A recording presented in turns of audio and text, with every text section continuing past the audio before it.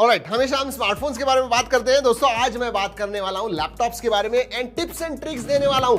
जी हां, by the end of the video अगर मैं जो कुछ भी आपको बताता हूं वो अगर आप आपके मशीन के साथ, पीसी के साथ, लैपटॉप के साथ करते हो, I will tell you what, at least 30% आपका जो पीसी है वो स्पीड अप हो जाएगा, आपका जो लैपटॉप है वो स्पीड अप हो जाएगा, आपका जो विंडोज है स्पीड अप हो जाएगा, आपकी प्रोडक्टिविटी बढ़ेगी। इसीलिए ध्यान तक, एंड तक देखिए वीडियो, और अच्छा लगा तो लाइक करना मत भूलिए। सबसे पहले दोस्तों एक चीज मैं बताने वाला हूं, जब आप एक विंडोज कंप्यूटर चालू करते हो, whether it is a Windows laptop और विंडोज कंप्यूटर, हम एक बहुत इंपॉर्टेंट चीज करना भूल जाते हैं। आपका जो पावर मोड होता है जनरली एफिशिएंसी पे होता है, बैलेंस पे होता है, परफॉर्मेंस पे होता है, ऐसे 3 अलग अलग मोड्स वगैरह होते हैं, कभी कभी ज्यादा भी होते हैं। तो उधर आप परफॉर्मेंस मोड में रखिए जब आप स्पेशली पावर्ड इन हो। तो अगर बैटरी आपकी लैपटॉप है, बैटरी पे है, तो आप बैलेंस्ड वगैरह रख पाओगे, वरना पावर मोड हमेशा परफॉर्मेंस में रखिए।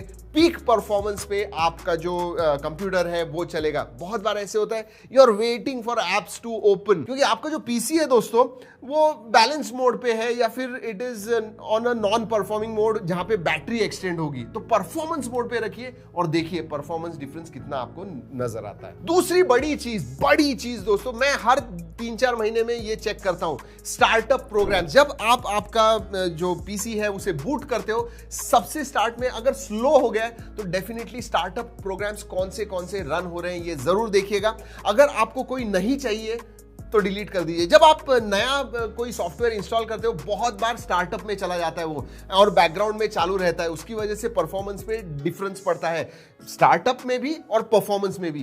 तो स्टार्टअप प्रोग्राम्स कौन से हैं जरूर देखिए, जितने चाहिए उतने ही रखिए। वैसे ही दोस्तों मैं फाइल्स के बारे में भी कहूंगा। जनरली आजकल 1 टेराबाइट हार्ड डिस्क हो गई है सभी लोगों के पास, फिर भी ऐसे होता है कि बहुत जो पुराने फाइल्स होते हैं जो आपको जरूरत भी नहीं है वो जमा होते जाते हैं और उसकी वजह से परफॉर्मेंस पे डेफिनेटली डिफरेंस पड़ता है। तो जैसे मैंने स्टार्टअप प्रोग्राम के बारे में कहा, वैसे ही आपके फाइल्स के पास भी देखिए। इनफैक्ट विंडोज में स्टोरेज सेंस नाम का एक फीचर आता है, वो आपको बेसिकली एक डैशबोर्ड देता है कि कितनी पुरानी फाइल्स हैं, कब से आपने इस्तेमाल नहीं की है, वो आप देखिए। उस हिसाब से जो स्टोरेज वगैरह है वो स्टोरेज नहीं, आपकी जो फाइल्स है वो डिलीट कीजिए ताकि आपके जो स्टोरेज है वो ज्यादा मिल सके और क्लीन हो सके। और एक बात याद रखिए, 3 से 6 महीने में एक बार डीफ्रैग जरूर कीजिएगा।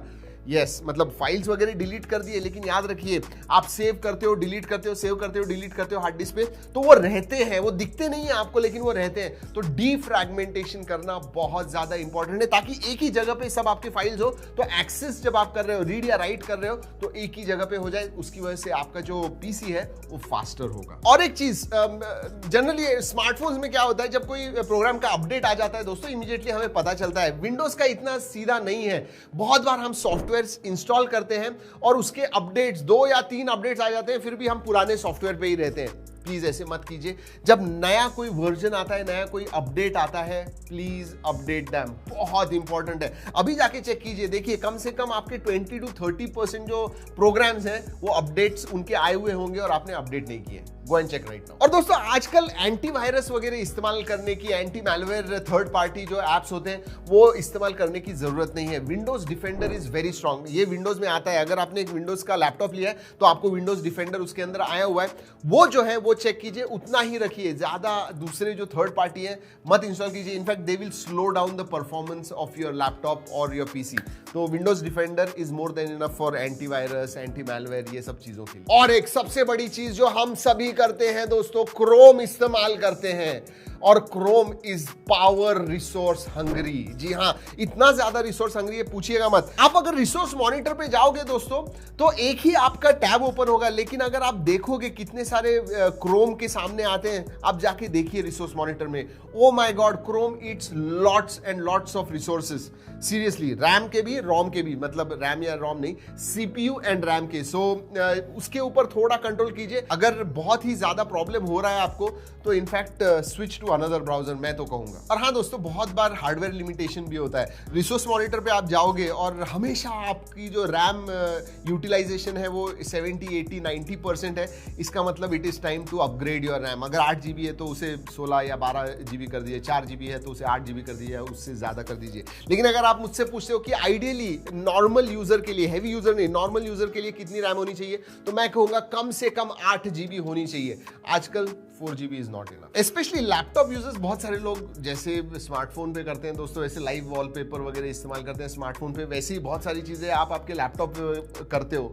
बट याद रखिए ये सब जो चीजें होती है, कस्टमाइजेशन जो होते हैं, उसकी वजह से बहुत ज्यादा रिसोर्स पे अफेक्ट पड़ता है, नेगेटिव अफेक्ट पड़ता है। तो जितना हो सके आपका जो सेटअप है सिंपल रखिए, प्लेन बैकग्राउंड रखिए, उतना ज्यादा परफॉर्मेंस मिलेगा आपको। और हाँ, जैसे फाइल्स आप डिलीट करते हो दोस्तों, वैसे ही अगर कोई प्रोग्राम आप ज्यादा इस्तेमाल नहीं कर रहे हो, साल में एक आध बार इस्तेमाल करने वाले हो, तो वो जो पुराने सब होते हैं प्रोग्राम्स वगैरह, उन्हें अनइंस्टॉल कर दीजिए। सीरियसली कह रहा हूं, दे अफेक्ट योर परफॉर्मेंस या फिर your PC's performance a lot. और एक चीज दोस्तों कहना चाहूंगा, बहुत बार ऐसे होता है कि हम दिन भर काम करते हैं, रात को बिना शटडाउन किए हुए सो जाते हैं, दूसरे दिन आते हैं फिर से चालू करते हैं। कीप अ साइकिल, एक साइकिल कीजिए कि 24 घंटे में कम से कम मैं एक बार रिस्टार्ट, बंद, चालू करने वाला हूं। So it is very important, don't keep it on for ever. बहुत बार लोग करते हैं, सिर्फ बंद नहीं करते, सिर्फ जो लैपटॉप का लीड होता है वो बंद कर देते हैं, लेकिन मशीन चालू होता है, उसकी वजह से भी बहुत डिफरेंस पड़ता है। तो स्टार्ट एंड शट डाउन, ये बहुत जरूरी है, याद रखिए दोस्तों। मुझे पता है बहुत सिंपल चीजें थी, लेकिन करते नहीं है। This is just a reminder video to you, so that आप आपका जो लैपटॉप है, पीसी है, ज्यादा दिनों तक इस्तेमाल कर सके and you can get maximum out of your machine. वैसे ये वीडियो अच्छा लगा, लाइक करना मत भूलिए, सब्सक्राइब नहीं है कर दीजिएगा। दोस्तों इस वीडियो में इतना ही, अगली वीडियो तक keep trekking and stay safe.